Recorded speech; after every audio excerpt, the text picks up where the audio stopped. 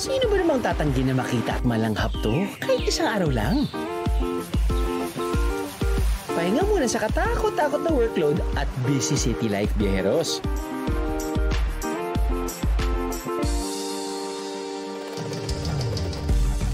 Man, saan ka punta? Road trip. Ang ating dadayuhin, ang pangalawang pinakamaliit na probinsya ng bansa, ang Isla ng Camiguin.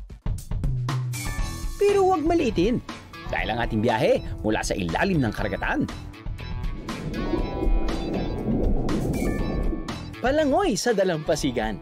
Man, this is a tourist dream. Ganda ng location, ganda ng panahon, perfect. Pahon sa mga bukal, paakyat sa mga talon, hanggang sa tuktok ng bulkan. Madulas mga biyahero. Kaya pa. Wala yun.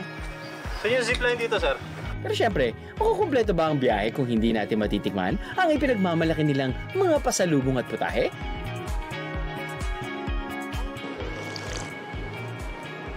Wow. It's pretty good. So good. So good. Akalain yung lahat yan meron dito? Welcome to Camiguin!